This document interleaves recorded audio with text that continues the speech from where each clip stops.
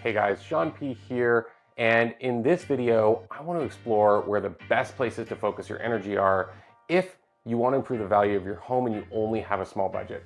For those of you who are new to the channel, I'm Sean Provencher. I'm a real estate agent in Victoria, BC, and I share what it's like living here and I explore our real estate market. So if you see value and you're interested in this stuff, please like and subscribe. I'd love to make sure that you don't miss anything coming up. And if you have plans involving real estate, we should connect. You can do that using the link in the description. Okay, you want to improve the value of your home, but you don't have a lot of money to spend. Well, guess what? This one's almost free. It's probably free for most of you. The most powerful thing that you can do without spending a dime is to declutter. When people view homes that are for sale, they want to be able to picture themselves living in the home. And it's really hard for them to do that if you've got your stuff everywhere. So you're moving anyways, pack up about 40 to 50% of your stuff. Trust me, I know it sounds like a lot, just go ahead and do it, and you'll be amazed how much bigger and open the space feels after you've done it. If you think you've packed up enough, pack up some more. All of your surfaces should be completely clear. Your closets should only be about 25% full. When you're done, it should feel like a hotel room, and it should feel like they could arrive with their things in a bag and unpack without having to move your things out of the way. Make room for them to picture themselves living in your home. They can't do that if all of your stuff is everywhere. You want to boost the sale price of your home and you don't want to spend any money? Well, here's a freebie. Clean like hell. Your house cannot be too clean when you put it on the market for sale. Trust me, if someone walks in and they smell dog or see fingerprints next to a light switch, they're going to assume that everything in the house is absolutely disgusting. This one's on you, and it's so easy to overlook because I get it, you're busy trying to get everything else ready, but this is one of the most important things, and if you get it wrong, buyers will assume that you didn't maintain the rest of the home because how could someone so careless have missed something this easy? So when you're done cleaning, what I want you to do is pick back up your cleaning supplies and clean again or clean something else. So we're not just talking about the obvious stuff. You should steam your carpets. You should wash your windows. You should clean the basement. You should clean the baseboards. You should clean near the doorknob where your kids touch and on the walls where your kids touch because handprints are gross and nobody wants to see that. You should clean between the cabinets and the ceiling where there's that little bit of spider web that you didn't notice, but someone else is going to notice it. Trust me, they do notice it, and they talk to me about it when I'm showing your home. Clean underneath your laundry sink and behind your toilet. And then when you're done, clean your patio and clean the outside of your house and clean the car that's going to be in the driveway when people come to look at it, because trust me, they look at everything, not just the stuff they're buying. People make assumptions about you when you have your house on the market, and you don't want something as simple as cleaning up to be something that changes a buyer's impression of the value of your home. So clean your home and then clean it again.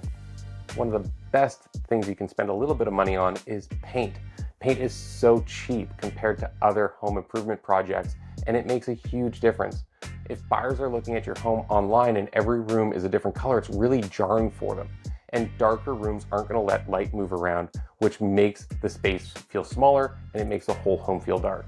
This room, I'm painting it before I sell, for sure. I like this color for me, but when it comes time to sell, I'm going to put probably 4 or 5 coats of white on these walls to get this room brightened up again. I know I'm going to have to do that, and you should take the same care as well.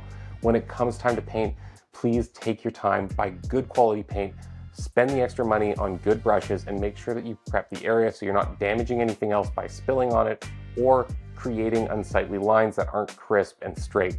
People notice these things and it really disturbs the eye. Paint makes a huge difference. It'll create a modern feel, it brightens things up, and again, it's not a huge investment, so consider doing it before you sell your home. Something really simple that you can do to improve the value of your home without spending much money is to look at ways to brighten the interior spaces. Now, this can be really simple. I'm not talking about installing pot lighting. It could be as simple as trimming back foliage outside a window. On the inside, if there's heavy drapes, those can really block a lot of light. People love California shutters, but they actually cut a lot of the light that's trying to get into the room, so sometimes they're better left open. When it comes to the actual lighting fixtures, you can look at upgrading to higher wattages in the bulbs, swapping them out for LEDs, or sometimes it's worth spending a few $100s on a nicer chandelier for key locations like the front entrance or over your dining room table. You can get some great deals online and you don't have to break your budget to do this. So find ways to brighten the home. More modern lighting fixtures are going to make the house feel more modern in general, so you could consider upgrading a few things. And in general, just try to make sure that everywhere people go, it never feels dark, because that's going to really turn people off. So you're making all kinds of improvements to your home. You've cleaned, you've decluttered, you've painted, you've brightened and changed light fixtures. Things are looking really good, and you have a few things strategically that you plan to do in addition to these things to improve the value of your home. Here's my number one tip. Have a budget and stick to it. I've seen so many instances where I came in and I helped someone make a really great strategic plan to improve the value of their home, and I came back a month later to see that they'd done all these extra things that were outside the scope of our original strategy. Most of these things might not have the same return on investment that the stuff that you planned out with your realtor are going to bring to the table when it's time to sell the home. So don't get creative, don't start adding stuff, stick to the plan, keep it simple, and keep your money in your pocket. You can always spend that money on your next home when you get there. Please stick to your budget. So maybe you're not selling right away, but you're watching this video because you're about to do some renos and you want to make sure that you don't make any mistakes. Here's my bonus tip. As you're starting, have a vision for what the entire property is going to feel like when it's finished, and then stick to it. Essentially, I'm saying begin with the end in mind when it comes to finishes.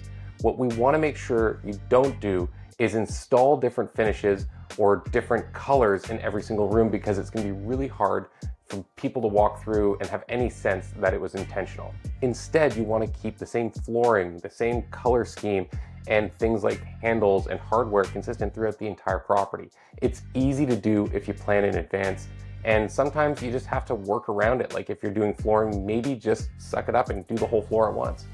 This will make a huge difference because your space will feel intentional and buyers will really be impressed with the level of care that you put into the reno, and they don't need to know that you did it over time.